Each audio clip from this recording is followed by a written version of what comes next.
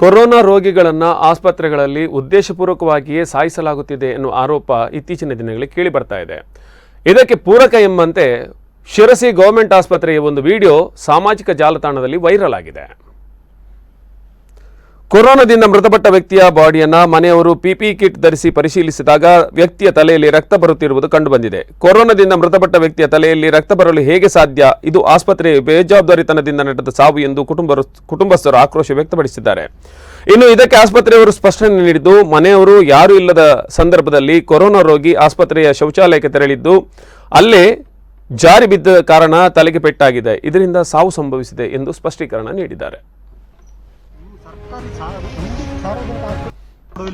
ಪಿಪಿ ಕಿಟ್ನಾಗೆ ಅವ್ರ ಕಿಟ್ನಾಗ ರಗುತ್ತಾ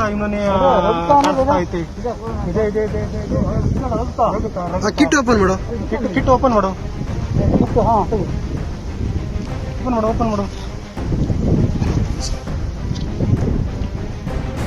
ಓಪನ್ ರಕ್ತ ನೋಡು, ನೋಡು ರಗುತ್ತವ. ಇದೆಂತಕ್ಕೆ ಕೊರೋನಾ ಬಂದಿದ್ರೆ ಇದಾದ್ರೆ ರಗುತ್ತೆ ಅಂತ ಬಂತ ಇದು